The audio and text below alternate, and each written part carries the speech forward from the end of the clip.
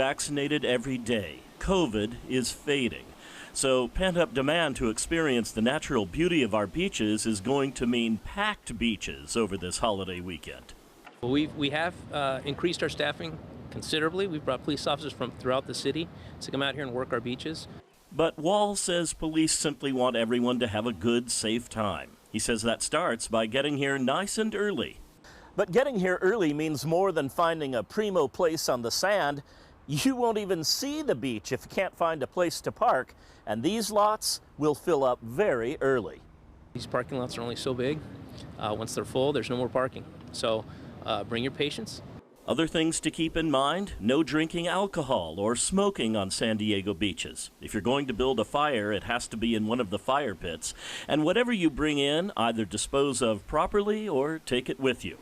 And if you or your family plan on going into the water, be aware of conditions. We're making a lot of rescues. The water's very warm. Lieutenant Lonnie Stevens with the San Diego Lifeguard Service says there are a couple of quick, easy things to do to put safety first. Always swim near a lifeguard or in a guarded area.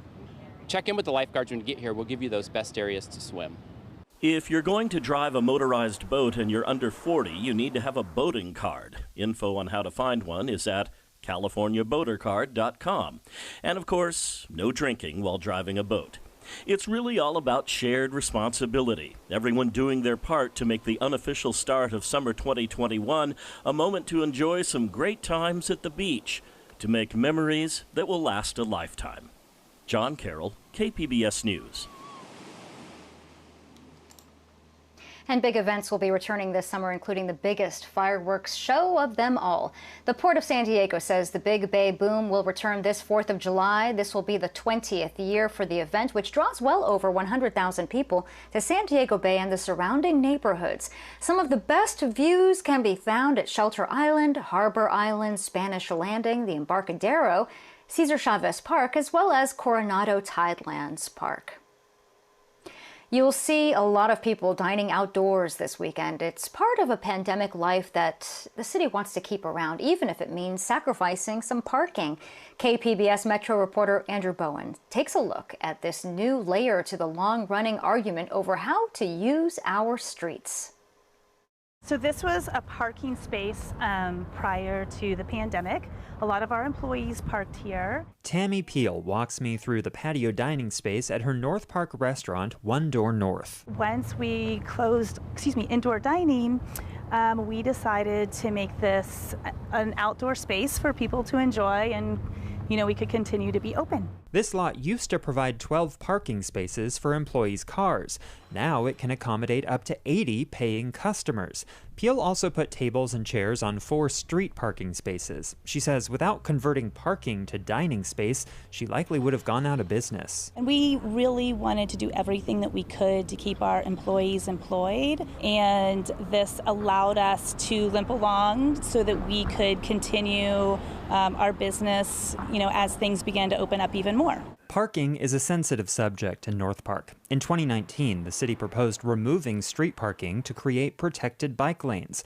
A group called Save 30th Street Parking sued the city to stop the project. A judge allowed it to proceed anyway, but the controversy underscores how passionate some San Diegans are about parking. Before the pandemic, Peel says employees would complain about trouble finding a parking spot. But now, even with less parking available, I don't think I've heard about a parking complaint since we've reopened and everybody has been back to working consistently. Over the years, businesses and residents have fought hard for parking in virtually every San Diego neighborhood. But when the city council voted to extend outdoor dining permits last week, no one called into the meeting to ask for their parking spaces back. There is kind of this misconception that, if parking in front of my store, if I don't have that space, I'm going to be losing business. Michael Trimble is executive director of the Gaslamp Quarter Association. For the past year, the city has been closing Fifth Avenue to cars in the afternoons and evenings. Trimble says rather than creating problems, the change has solved them. It's more walkable, there's no double parking, and the police and fire departments can get to emergencies faster. The loss of parking really has not been a real issue because there is almost thousands of spots, like close to 3,000 spots within walking distance of the Gaslamp Quarter. The Gaslamp Quarter Association has been planning for a fully pedestrianized Fifth Avenue promenade for years. Originally, city officials thought it would cost $40 million and take up to 8 years to get done. But once again, COVID-19 forced them to think differently. Everyone got the outdoor dining. They got the exposure to eat on the street. We got to close the street and show them that it really does work and that the public wants it. And really, it sped up the project, I would say, by at least 5 years. But while the city works to reclaim the Gaslamp Quarter for pedestrians, some fear other neighborhoods will be left behind. Everything is wood. We smoke everything with our oak, and this is a brisket that we're cooking. Carlos Stantz is the owner of Bow-Legged Barbecue in the Mount Hope neighborhood. He also turned his back parking lot into a dining space, and it's been a huge success. This kind of goes with the barbecue flavor in the backyard, and we wanted to have an experience so when you're outside, you hear the good music and have a good atmosphere for eating your food. Still, this part of Market Street isn't pedestrian friendly. Cars go too fast, and there aren't enough trees or crosswalks. Stantz came up with his own resources to keep his business afloat during the pandemic, but he'd love to see the city invest in Mount Hope like it has in North Park and the Gaslamp. We're paying our sales taxes, we're paying our payroll taxes, we're putting young people to work. So I think it's important for us for the longevity to have that kind of support. It would be welcome. Most restaurants have had their outdoor dining permits extended to July 2022. In the meantime, the city is working to make the program permanent. Andrew Bowen, KPBS News. And that story is just one example of the rich, in-depth reporting here at KPBS News. You can stream all of our content on the KPBS YouTube page. We have all of our reporter stories, full episodes of Evening Edition, and KPBS podcasts. Things are picking up for our local restaurants, but many are still in recovery mode after simply surviving the pandemic. Jacob Ayer tells us about a new pitch from a county supervisor to dine in and help out. Supervisor Jim Desmond has proposed $50 million of the county's COVID-19 federal relief be allocated to go towards what he calls the Dine Out and Help Out restaurant program. A similar program was created in the United Kingdom, which allowed customers to receive 50% off their meals or up to $10 per person. Restaurants are then reimbursed the full price of the meal through government payments. Lakeside Cafe owner Claudia Ortiz says a San Diego County program would help to offset challenges her business has recently faced, such as a customer base that is below pre-pandemic levels and a food supply chain that's become very unpredictable. There was things that we had to remove off of our menu because we couldn't find, that we didn't have available, that our vendors didn't have available, or they were either just too pricey and it was like, hey, you know what, that can wait. Desmond says the program will be offered on Mondays, Tuesdays, and Wednesdays, and the only caveat is that alcohol will not be a refundable purchase. So restaurants will have to sign up for this and register with the county that they're doing this. Then they'd have to submit their receipts or show us the discounts that they were given on Monday, Tuesday, and Wednesday to patrons. Show us those discounts, and then out of this money, we actually asked for $50 million to be set aside, which is a big number, but we hopefully, and then once we burn through that, it would be over. Ortiz says the money would help her business continue to bounce back and help customers who otherwise couldn't afford to eat at a restaurant due to economic hardship. I love it because if it's something that can benefit the servers or employees to gather more employees and provide food for other people who are not in the best circumstances, that's amazing. The supervisors will vote on whether to enact the Dine Out and Help Out program on June 8th. If approved, Desmond says he plans for a start date of June 15th to coincide with the state's loosening of COVID-19 restrictions. Jacob Ayer, KPBS News. Grabbing a bite out might include fewer plastic straws and utensils in Vista. The North County city is taking steps to impose a new ban on single-use items. KPBS's Alexander Nguyen tells us why some small businesses say now is not the time. Business is starting to pick up again for Dale Guinness at his restaurant When Pigs Fly Barbecue. But Guinness is worried that a proposed plastic ban in the city would cause small business owners like him, still recovering from the pandemic, to go out of business. We've had to absorb so much over the last year already with the pandemic My major concern is, it's just an expense that I know it might not sound like it, but that could actually push us over the edge.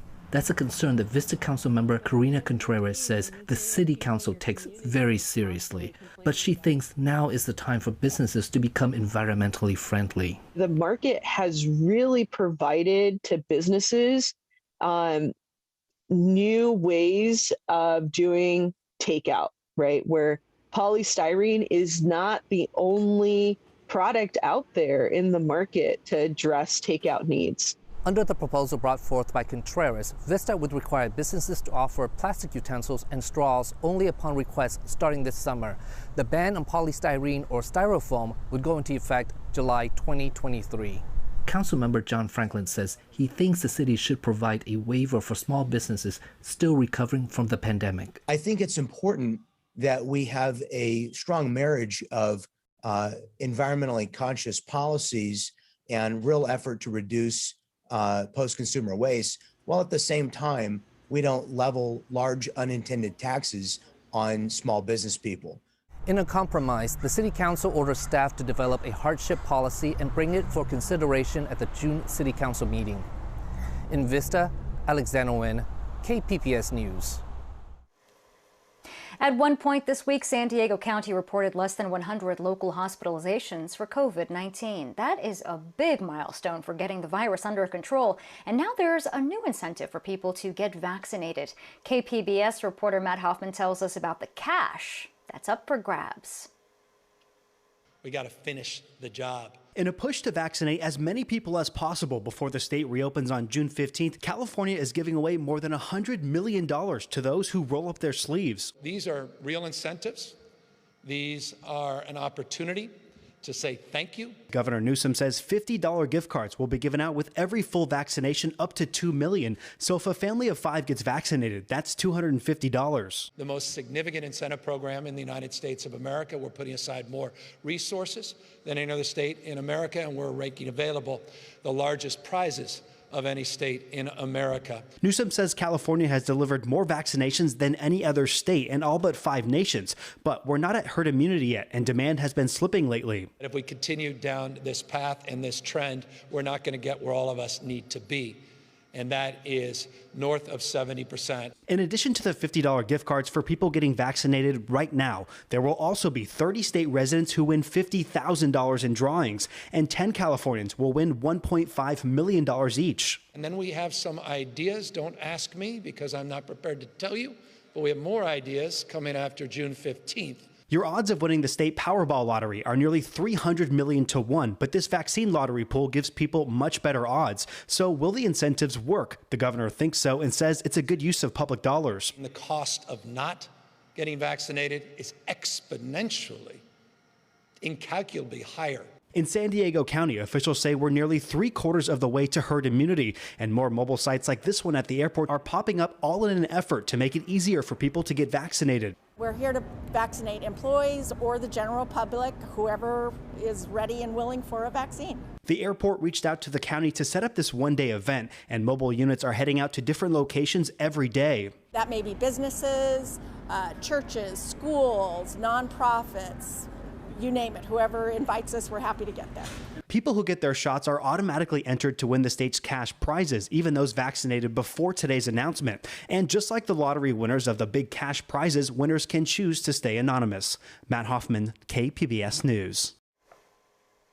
San Diego County is leading efforts to help vaccinate workers in Baja California. KPBS reporter Alexandra Rangel has more on the cross-border collaboration. At a time when vaccines are at a surplus in California, the county is making efforts to vaccinate 10,000 maquiladora workers from Tijuana. A line on a map does not stop our shared economy. A line on a map does not stop our shared culture and community. The County Board of Supervisors Chair Nathan Fletcher announced a new pilot project to vaccinate maquiladora employees at 6 United States subsidiary companies. Aside from the county's weekly vaccine allotment, the board was able to request 10,000 additional Johnson & Johnson vaccines from the state to be used for the vaccination efforts. With Mexico's vaccine rollout moving at a slower pace than California, Fletcher says it's the right thing to do. We have more vaccines than are being utilized, and we are in a position as a state to be a good neighbor and a good partner. As of Tuesday, 68% of eligible San Diegans have received at least one dose of the vaccine. Meanwhile, the health department in Baja California is still working to vaccinate vulnerable populations and has struggled to provide second doses within the recommended time frame. Fletcher highlighted the importance of making sure Mexico, our biggest trading partner, has a healthy workforce. We also know that border crossing, both in people but in goods and commerce, is vital to the economy of both of our countries and both of our regions. The Consul General of Mexico, Carlos Gutierrez, says the vaccine will be at no cost to workers. Vaccines are free. However, there is an administrative fee which is covered directly by the employers. No U.S. taxpayer money is being used for this initiative.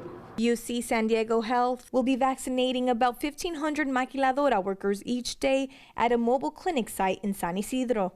Alexandra Rangel, KPBS News. July 4th is circled on the calendar in the White House as the date we will largely be able to put the pandemic behind us, at least when it comes to getting enough Americans vaccinated. On Friday, President Joe Biden gave an update on where things stand. I set an ambitious goal of getting 70% of adult Americans at least one shot by July the 4th. Today, just over a month to go, we're at 62%.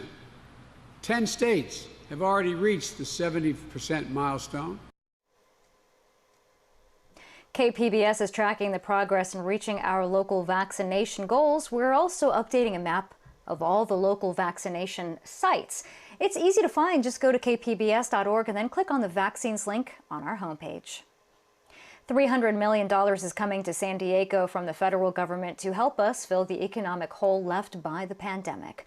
Melissa May explains what one local leader wants to do to make sure some of that money goes to first responders. This is an offer to help them get back on their feet. Supervisor Jim Desmond wants to send $40 million of American Rescue Plan Act funding to first responders and military families. What these grants would offer is up to $6,000 or 3 months worth of back rent or back mortgages for these military families and first responder families. Many military and first responder families have lost their jobs or have had to miss work to help take care of their children. Military veteran and spouse Rena Ryan describes her experience. My children's schools were immediately shut down.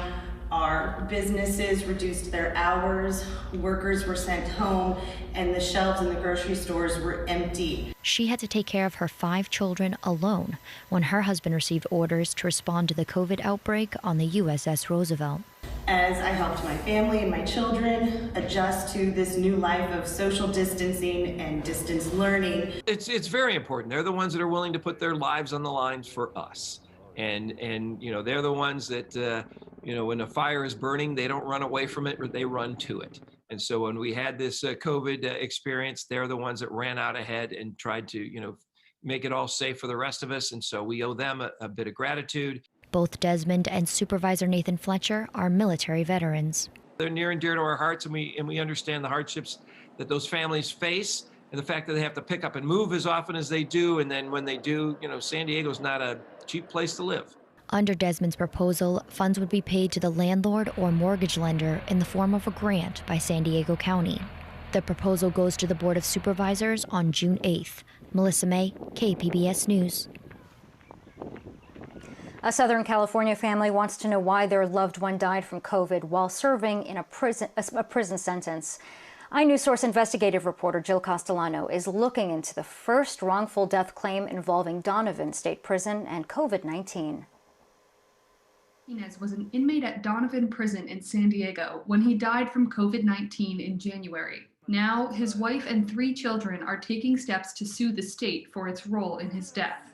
They say guards were not wearing masks or social distancing during a winter outbreak, and the prison was housing infected inmates with people who didn't have the virus, causing Martinez to contract COVID-19. Here's his wife, Evangelina Garcia. We felt like his life was disregarded. And a lot of other inmates' lives were disregarded while they were at Donovan and when they passed. The state has about 6 months to review the family's administrative claim. If it's rejected, they can file a lawsuit. Garcia says she wants to help other families who've lost incarcerated people to COVID-19 and to advocate for changes in the state prison system. So I hope that every guard there, warden that works at a prison respects the life of every inmate in that prison, because every inmate there either has a mother, a father, a son, a daughter, a wife, praying for them out here. The state corrections department would not answer questions about Martinez's death, but has defended its handling of the pandemic. 18 Donovan inmates and 1 staff member have died from COVID-19. For KPBS, I'm iNewsSource investigative reporter Jill Castellano. And this story was co-reported by Mary Plummer. iNewsSource is an independently funded nonprofit partner of KPBS. Kids can expect a new normal when they return to school in the fall. KPBS education reporter Joe Hong says in many ways it will feel like a pre-pandemic learning environment, but students should still keep their masks handy. San Diego Unified, the county's largest school district, will welcome back all students to campuses for full-time in-person instruction when the new school year starts in the fall, says School Board President Richard Barrera. Parents who are ready to have their students come back, to in-person learning should expect it's going to look, like a typical schedule pre-COVID. While class schedules might be back to normal, it's still possible that students will be wearing masks and some physical distancing will remain in place. This is because the state legislature is unlikely to pass a vaccination mandate before the new school year, and the State Department of Health has yet to say how its guidelines could change. Those, guidelines around mask wearing, around distancing, around small cohorts, all of those, measures that are in place right now, we think, may look differently in the fall, and whatever they look like, either at the beginning or as, we go into the school year, we want to evolve, based on the CDPH guidelines. Across the county, large districts like Poway Unified, Chula Vista Elementary, and Sweetwater Union High also plan on a full reopening. But these districts in San Diego Unified will still offer virtual instruction for families who prefer it. Barrera says the district will expand its online independent learning programs that existed before the pandemic. If you look at, for instance, Mount Everest Academy, the full range of courses, are available to students, A to G courses, AP, all of the courses that students would have access to in person. We want to, as much as possible, replicate that online as well. The district doesn't know what percentage of students will return to campuses in the fall, but Barrera says he expects class sizes to be back at pre-pandemic levels. Joe Hong, KPBS News. This week, Vice President Kamala Harris became the first woman to give the keynote speech at a graduating class at the U.S. Naval Academy. Getting through the challenges of the past year was a big theme. Here's some of what the Vice President had to say. We saw this during COVID-19 when Americans watched how members of our military helped vaccinate our nation. Because you know biological threats like pandemics and infectious diseases are yet another threat in this era, and you are confronting this threat. Our military helped develop the technology that made the vaccine possible. Naval researchers also figured out how to use 3D knitting machines to make masks. Naval labs monitored the spread of the disease, and the Marine Corps and the Navy are leading on making the connection between the pandemic and medical readiness of our fighting forces for the future. Class of 2021, you are prepared for all of this.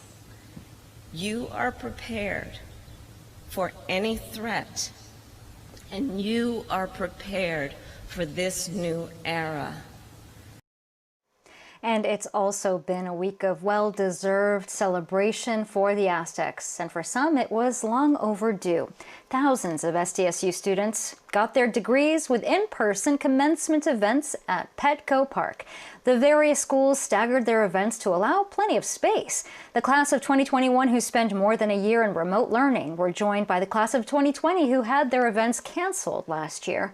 A big congratulations to all of them, including several student assistants who work behind the scenes right here at KPBS. Congratulations. And that's all for this special edition of KPBS News. I'm Maya Trabulsi, and for all of us here at KPBS, thanks for joining us.